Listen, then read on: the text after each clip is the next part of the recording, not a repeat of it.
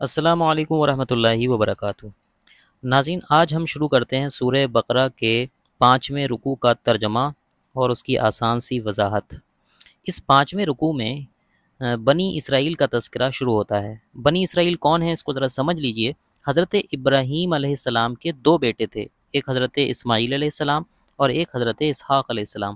حضرت اسحاق علیہ السلام کے بیٹے تھے حضرت یعقوب علیہ السلام، اور حضرت یعقوب علیہ السلام کا لقب تھا اسرائیل۔ تو ان کے جو 12 بیٹے تھے اور ان سے جو نسل ان کی چلی اس کو بنی اسرائیل کہا جاتا ہے۔ اللہ رب العزت نے سب سے پہلے بنی اسرائیل کو نبوت اور شہادت حق یعنی حق کی گواہی کے لیے اور اپنے دین کو آگے لوگوں تک پہنچانے کے لیے منتخب کیا تھا، تو اس لیے ان کو بنی اسرائیل کو یہاں مخاطب کیا جا رہا ہے۔ اور حضور علیہ السلام جب مدینہ منورہ تشریف لے گئے تو وہاں پر بنی اسرائیل یعنی یہود جو تھے وہ اچھی تعداد میں موجود تھے، اس لیے ان کو یہاں دین اسلام کی دعوت دی جا رہی ہے۔ ان پر کیے گئے اپنے انعامات اللہ رب العزت انہیں یاد کرا رہا ہے اور ان سے یہ تقاضا کیا جا رہا ہے کہ وہ ایمان لے کر کے آئیں۔ تو چلیے شروع کرتے ہیں۔ اعوذ باللہ من الشیطان الرجیم، بسم اللہ الرحمن الرحیم۔ یا بنی اسرائیل، اے بنی اسرائیل، اے اسرائیل کے بیٹو، اذکروا یاد کرو، نعمتی اللتی، میری اس نعمت کو، انعمت علیکم جو میں نے تم پر کی، وَأَوْفُوا بِعَہْدِی، اور میرے عہد کو پورا کرو، اوفی بعہدکم، میں تمہارے عہد کو پورا کروں گا، وَإِيَّايَ فَارْحَبُونِ، اور مجھی سے ڈرو، میرا ہی خوف رکھو۔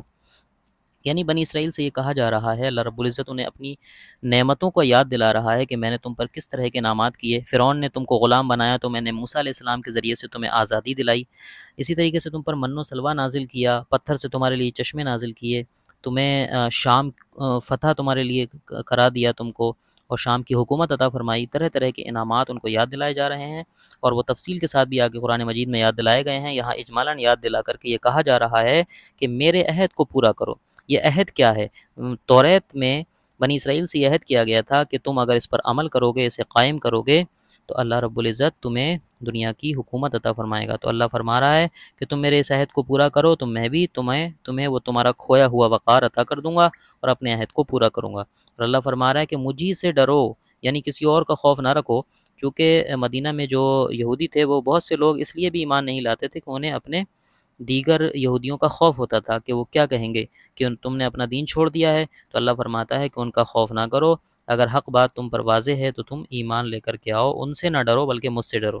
اللہ آگے فرماتا ہے وَآمِنُوا بِمَا أَنزَلْتُ، اور ایمان لاؤ اس پر جو میں نے نازل کیا، مُصَدِّقًا لِمَا مَعَكُمْ، اس کی تصدیق کرتے ہوئے جو تمہارے ساتھ ہے۔ یعنی تمہارے پاس جو توریت ہے تو قرآن مجید اسی کی تصدیق کر رہا ہے، یہ کوئی نئی بات نہیں کر رہا ہے، انہی چیزوں انہی نظریات کو بیان کر رہا ہے جو توریت میں لکھے ہوئے ہیں۔ وَلَا تَكُونُوا، اور نہ بن جاؤ، اول کافر بہ، اس کے پہلے منکر بننے کا مطلب یہ ہے کہ دوسرے لوگ جو مشرکین اگر اس کا انکار کر رہے ہیں قرآن کا تو وہ نادانی میں کر رہے ہیں، کیونکہ انہیں نہیں معلوم ہے اس کے بارے میں۔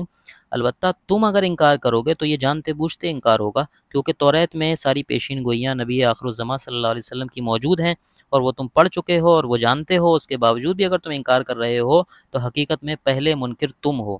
ولا تشترو، اور نہ بیچو، بے آیاتی، میری آیتوں کو، ثمنًا قلیلا، تھوڑی سی قیمت پر۔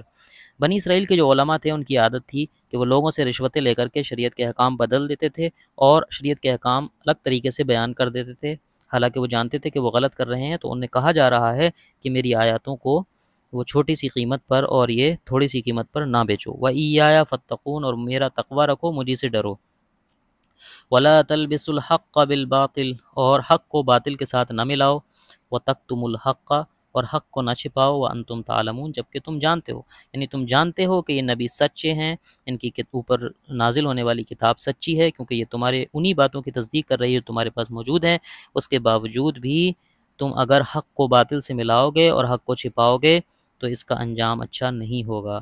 آگے اللہ فرماتا ہے وَأَقِیمُوا الصَّلَاةَ، اور نماز کو قائم کرو، وَآتُوا الزَّکَاةَ، اور زکوٰۃ دو، یعنی شریعت اسلام پر عمل کرو، ایمان لے کر آؤ اور شریعت پر عمل کرو، وَارْکَعُوا مَعَ الرَّاکِعِینَ، اور رکوع کرنے والوں کے ساتھ رکوع کرو۔ رکوع کا خصوصی حکم یہاں اس لیے دیا گیا ہے کیونکہ ان کی نماز میں رکوع نہیں ہوتا تھا، انہوں نے رکوع کو فراموش کر دیا تھا، چھوڑ دیا تھا، اس لیے خصوصی طور پر اس کا حکم دیا گیا۔ اللہ آگے فرماتا ہے اَتَأْمُرُونَ النَّاسَ بِالْبِرِّ، کیا تم لوگوں کو حکم دیتے ہو بھلائی کا، وتنسون انفسکم، اور اپنے آپ کو بھولے ہوئے ہو، وانتم تتلون الکتاب، حالانکہ تم کتاب کو یعنی توریت کو پڑھتے ہو، اس کی تلاوت کرتے ہو۔ یعنی لوگوں کو تو حکم دیتے ہو بھلائیوں کا اور خود اپنے آپ کو بھولے ہوئے ہو، اپنا کردار تمہارا میلا ہے، غلط ہے، خراب ہے۔ تو یہ کیسا طریقہ ہے کہ دوسروں کو نصیحت کر رہے ہو اور خود اپنے آپ کو بھولے ہوئے ہو؟ افلا تعقلون، کیا تمہیں اس بات کی عقل نہیں ہے؟ وستعینوا بالصبری، اور وستعینوا کا معنی ہوتا ہے مدد طلب کرو، بالصبری صبر کے ذریعے، والصلاۃ اور نماز کے ذریعے سے، صبر اور نماز کے ذریعے سے مدد طلب کرو۔ وَإِنَّهَا لَكَبِيرَةٌ، اور نماز جو ہے یہ بہت مشکل ہے، بہت بڑی چیز ہے، لوگوں کے اوپر ایک طرح کا بوجھ انہیں محسوس ہوتی ہے، الا علی الخاشعین، مگر ڈرنے والوں پر، یعنی ڈرنے والے لوگ، اللہ سے جو ڈرنے والے لوگ ہوتے ہیں ان پر نماز بھاری نہیں ہوتی ہے، ان کو نماز بوجھ محسوس نہیں ہوتی ہے۔ نماز انہی لوگوں کو بوجھ محسوس ہوتی ہے جو اللہ سے ڈرنے والے نہیں ہوتے ہیں۔ اللہ سے ڈرنے والے کون ہوتے ہیں؟ ان کی صفت بیان کی جا رہی ہے، الذین یظنون، جو اس بات کا یقین رکھتے ہیں، انہم ملاقو ربہم، انہم کہ وہ ملاقو ربہم اپنے رب سے ملاقات کرنے والے ہیں، وانہم اور وہ الیہ راجعون اس کی طرف پلٹنے والے ہیں۔ تو جس انسان کو یہ یقین ہوگا کہ اسے اللہ کی بارگاہ میں حاضر ہونا ہے، اس کے سامنے جواب دہ ہونا ہے، اس کے سامنے اپنے اعمال کا حساب دینا ہے، اس انسان پر نماز کبھی بھی بھاری نہیں ہوگی۔ ہاں شرط یہ ہے کہ اس بات کا وہ صرف زبانی اقرار نہ کر رہا ہو بلکہ اس کے دل میں یقین ہو۔ اگر یہ یقین انسان کے دل میں بیٹھ جائے تو نماز اس پر ہرگز بھاری نہیں ہوگی، بلکہ وہ نماز جو ہے اسے یاد دلائے گی اس دن کے بارے میں جس دن اسے اللہ کی بارگاہ میں حاضر ہونا ہوگا اور اپنے اعمال کا حساب دینا ہوگا۔ السلام علیکم ورحمۃ اللہ وبرکاتہ۔